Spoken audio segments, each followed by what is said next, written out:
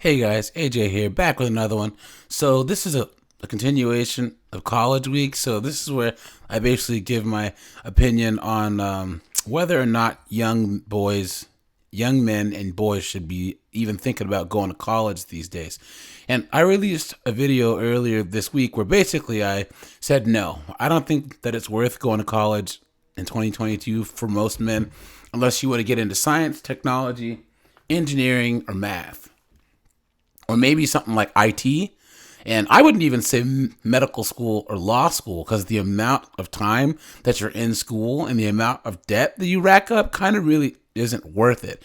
If you want to go all the way into medicine and maybe be like a surgeon or something, yes, because then your ability to earn would be pretty high. But even then, you have a lot of debt.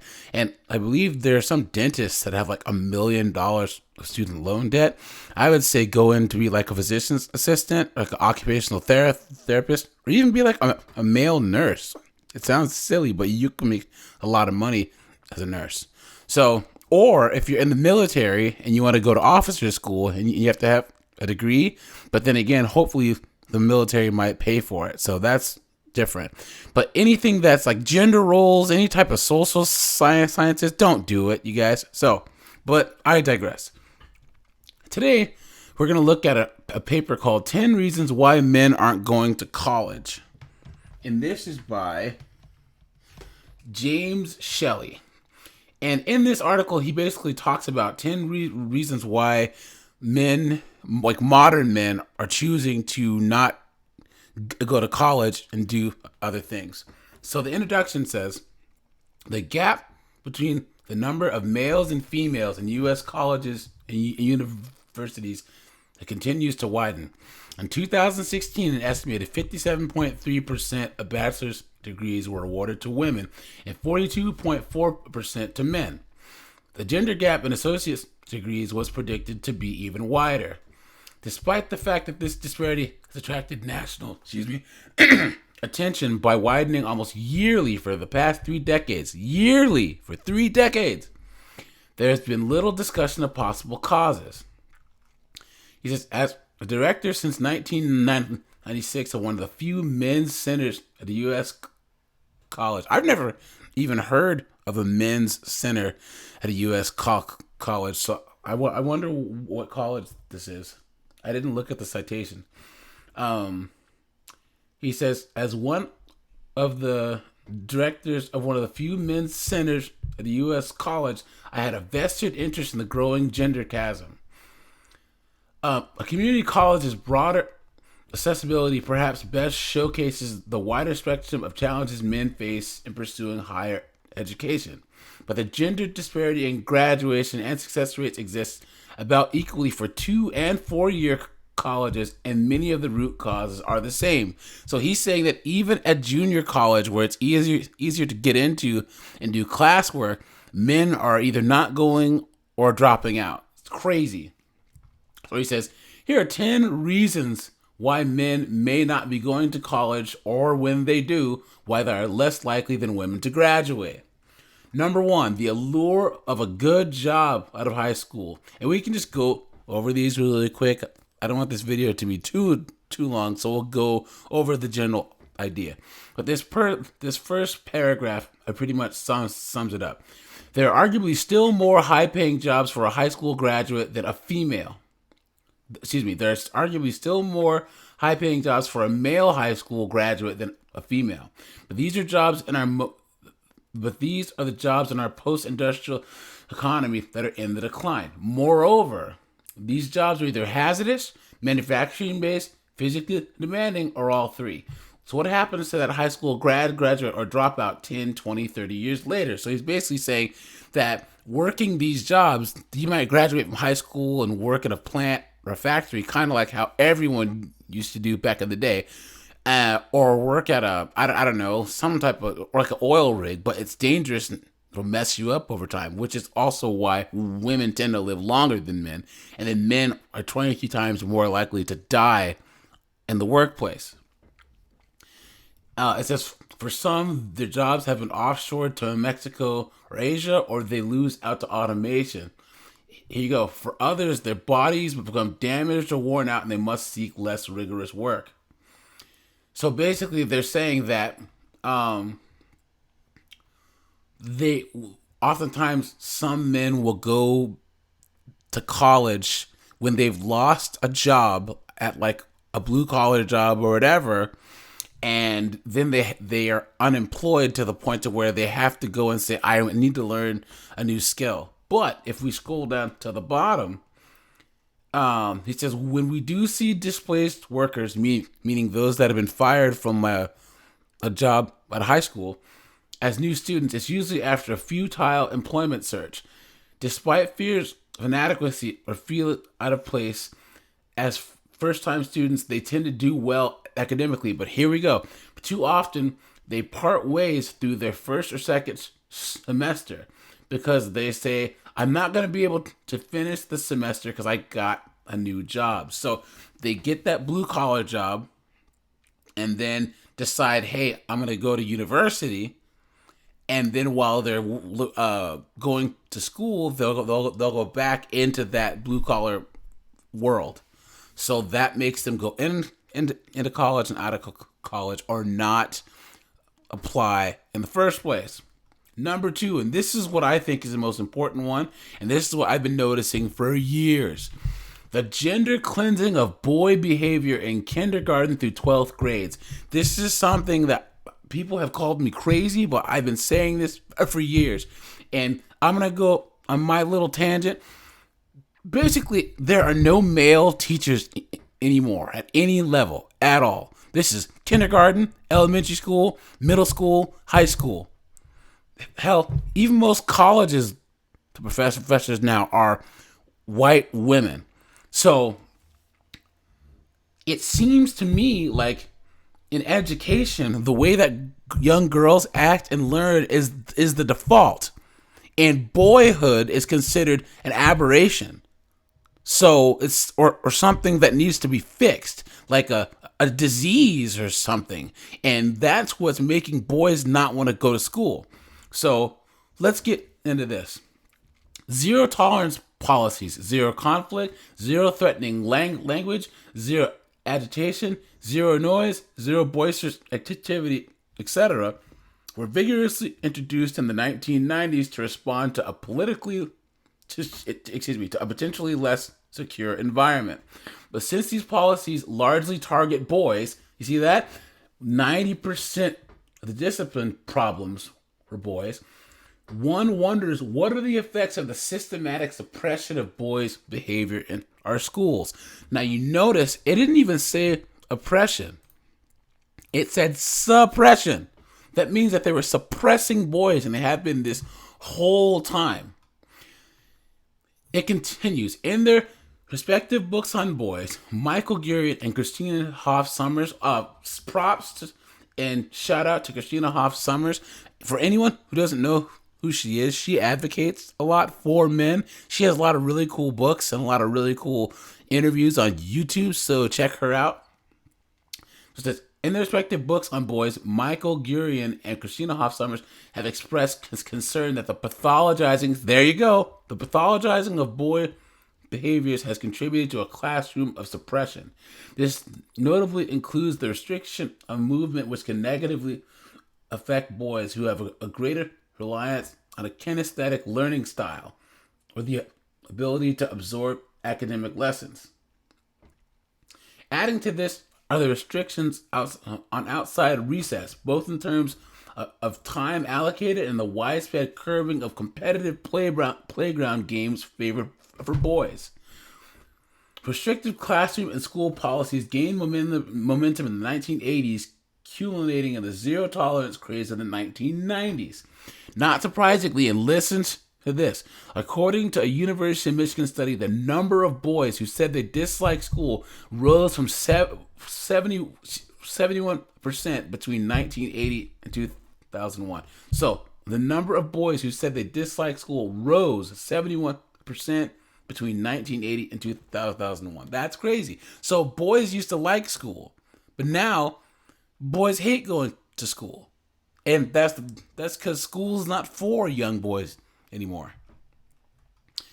Um, Number three, education as a factor in career success is more important to women. So, perceiving that the workplace is still a man's world, the female students that I talk to generally believe that they need all the educational backing that they can obtain in order to succeed professionally. Indeed, according to the Department of Education, 8th grade and 12th grade girls are still more likely to have education aspirations. But women also have more options, and here we go. As Warren Farrell, props to Warren Farrell too. If no one knows who he is, he has a lot of really good books. He was actually part of NOW. He was like the chair, the National Organization of Women for a long time. Then he kind of had this epiphany that men are getting screwed over and that society's full of misandry now. So he totally flipped and has been an advocate for men for quite a while. Now, as Warren Farrell has pointed out in The Myth of Male Power, when a young single woman and young single man meet, they appear as equals. But if they should marry, the woman usually has more choices. She can work, mother full-time, or some combination of the two. You notice that? Men don't have a choice. We work until we die. By contrast, the male generally has one option: work full-time.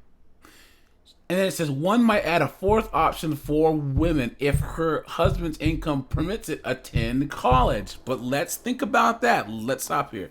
Oftentimes, you might have a guy who's working, he's making good money, and he sends his wife to work. So let's just say, to college. So let's just say he works as a mechanic and he's making 75 G's. And his wife goes to nursing school, and then she all of a sudden gets her nursing degree, is working overtime and stuff, and is making $100,000 a year. Most of the time, when women start making more than their husbands, they leave them anyways. So that's even worse. Let's get going.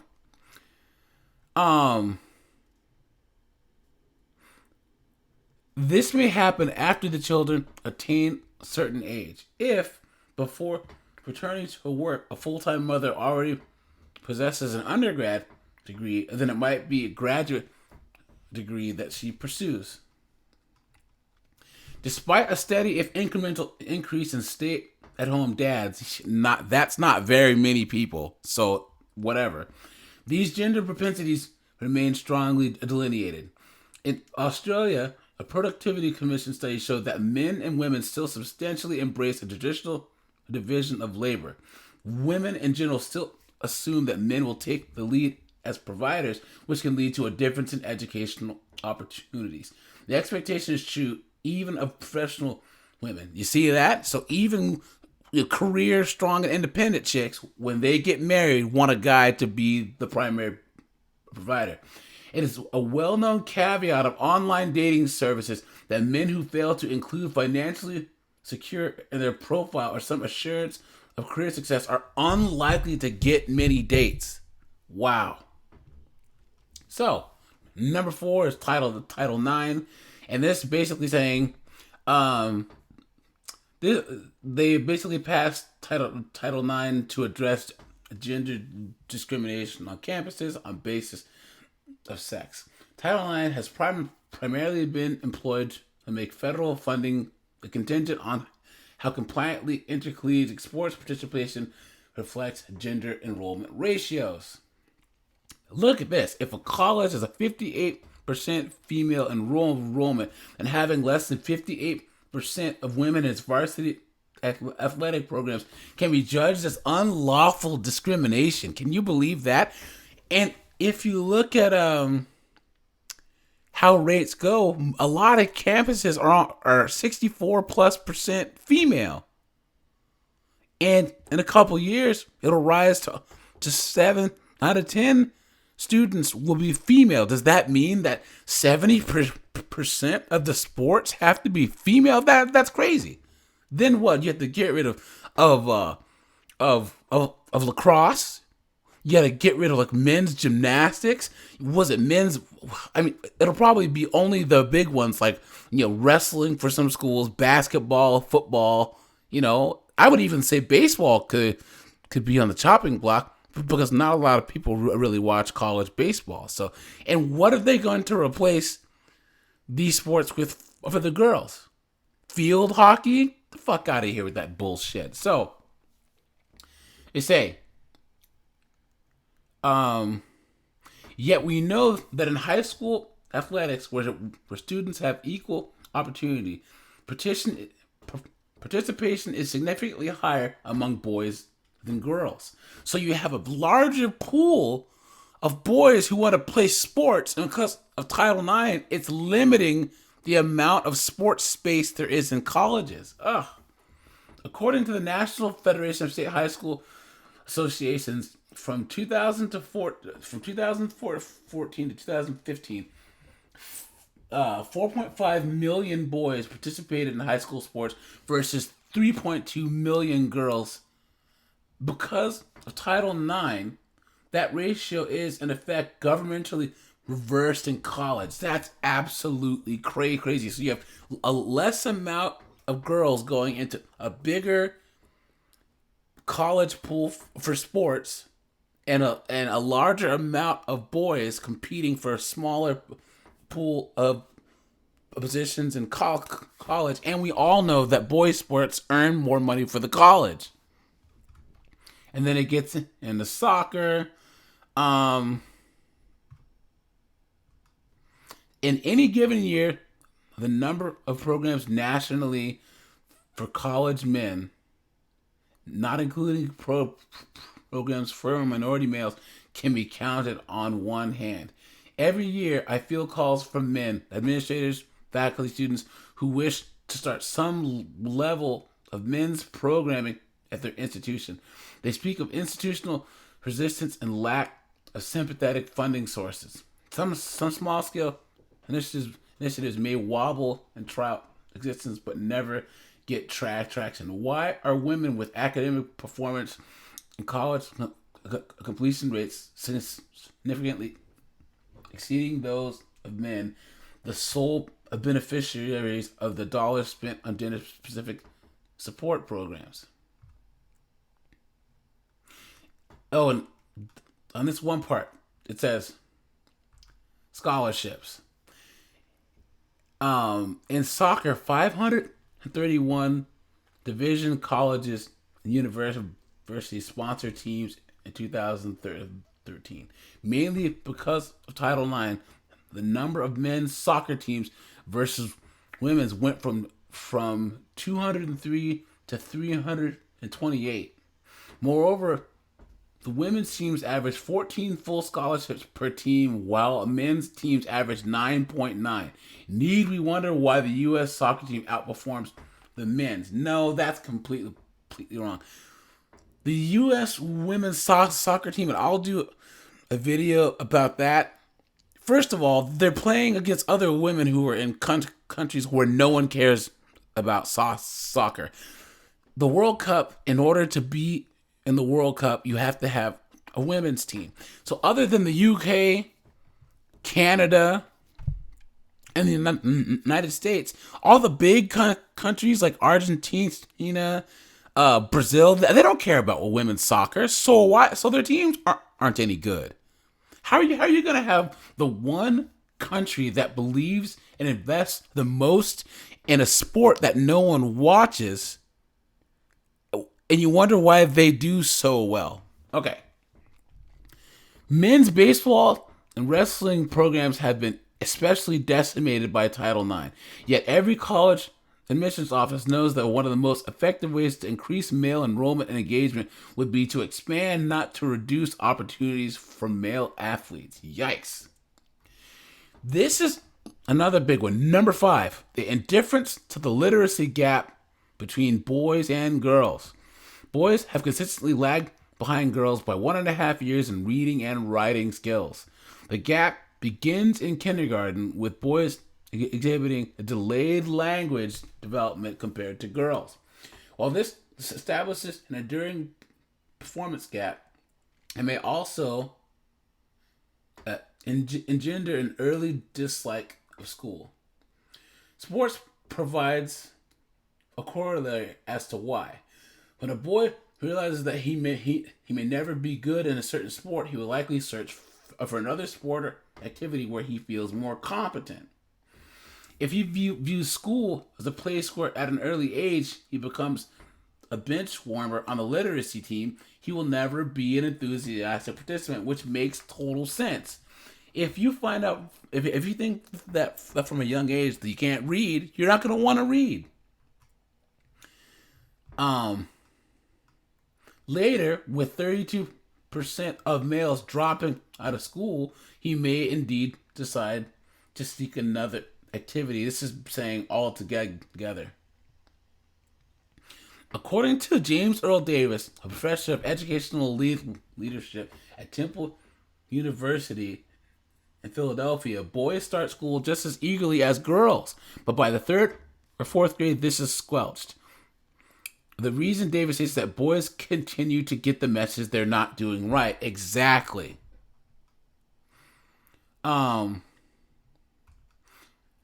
Number 6. Women have a more cooperative approach to learning. Men a more independent approach. Look at this. At my college, a female is 33% more likely to use academic support services, meaning counseling, tutoring, than a male.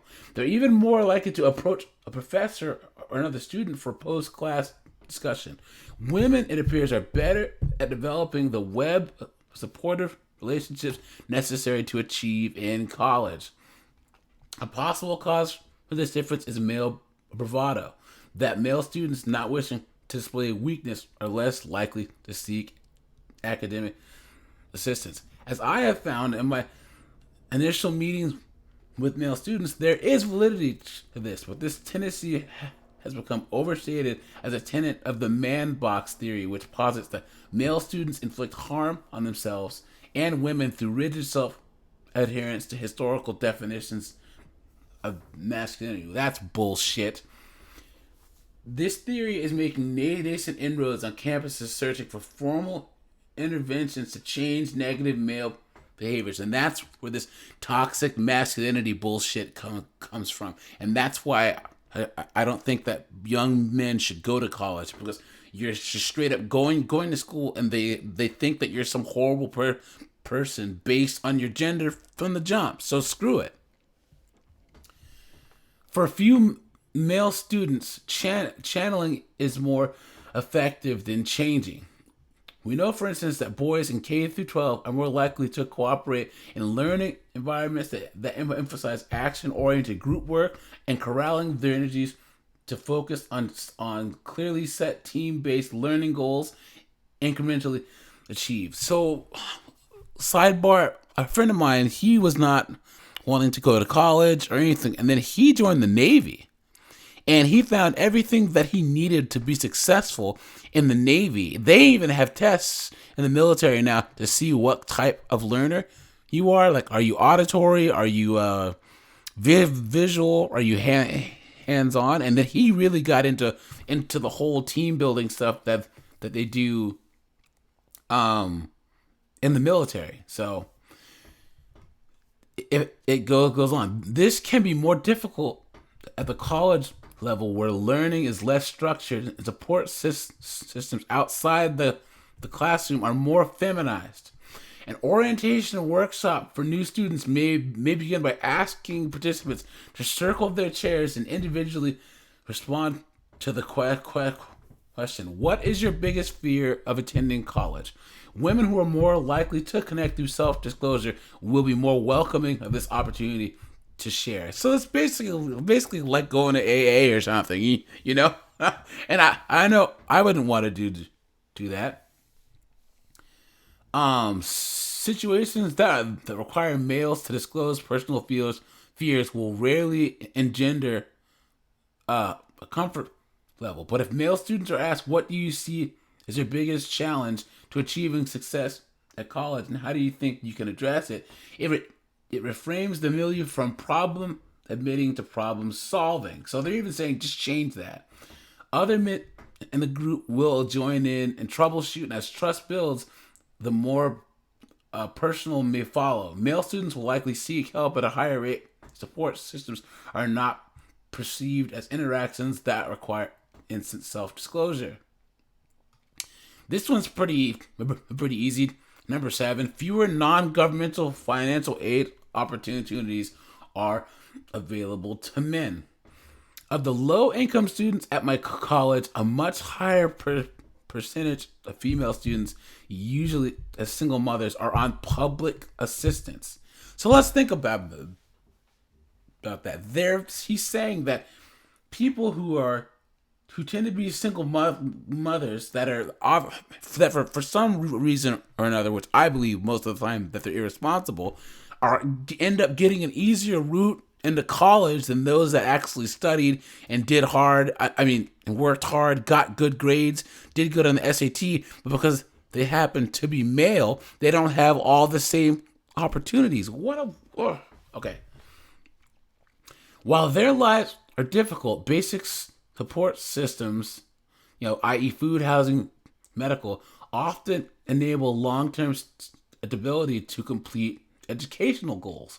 The low-income men we advise seem to be more subject to wilder survival swings, often forced to seek temporary jobs or homeless shelters once their student loans are expended in a given semester.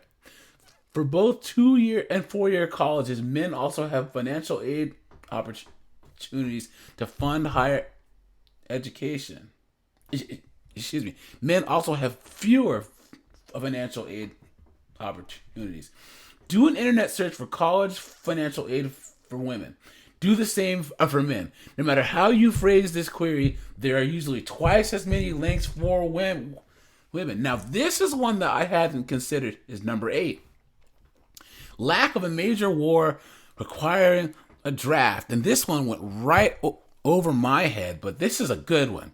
It's no surprise that the largest spikes in college enrollment for males occurred after World War II, after Korea, and after the Vietnam War. The GI Bill enabled millions of young men who survived these wars to attend college for free. Let us hope that this is not the only effective way to increase male college participation. And it might be, because if the way that these woke ethnicist people, if they have their way, it's going to take something like a major world war for this misandry to stop. Because in times of hardship, gender roles always take over. You look at the Ukraine. You don't see any Ukrainian women begging to stay and fight. They drafted almost all the men in the whole country. I didn't see any feminists around the world saying, hey, we need to have females fighting in the Ukraine. It wasn't there. Number 9, and this is the big one for me, which is why I'm glad that I went to college when I did. An embedded belief on college campuses that men are the problem. I recently heard from a student at a public university who attributed anti-maleness on campuses to first and second wave feminism being at the reins in college life. It has largely been about revenge instead of equality, and that's a shame. Although his angst is directed towards feminists, there's no shortage of male administrators lacking their zeal, at least when it comes to behavioral issues, and that is true. I have dealt with a bunch of male feminist, man bun wearing woke, just soy milk drinking losers who have they basically sold out their own gender. It's like, dude, are you serious? And I think it's all a game. It's all a work, because a lot of these male feminist dudes, they don't really know how to talk to women or get women, so they have to feel like they have to kind of join the cause so that they can prove that they're not the jerks out there, and it's just a way for them to get laid, and it's really, really sad. So, in any event, anti-maleness, whether from a compensatory fixation or from fears that young men are behaving badly and need to be programmed, has become structural on most campuses. The Department of Education's 2011 Sexual Misconduct excuse me, the Department of Education's 2011 mandate on sexual misconduct, which allows schools to convict accused persons on a mere preponderance of evidence rather than clear and convincing evidence, has made campuses a political and legal minefield for young men. And that's another reason why young men shouldn't even go to college. Don't even do it, because all some girl has to do is say that you did something and you're toast. And people go, that doesn't happen much. It actually happens more than you think. And as a young black man, you don't think that that'll happen to you? Just look at the history books, gentlemen. Another layer, the Campus Save Amendment Act was added in 2013. Issues such as date assault, which these attempt to address, are serious and require diligent attention. But the liability negotiating such dangerous ground is squarely placed on male students. Exactly.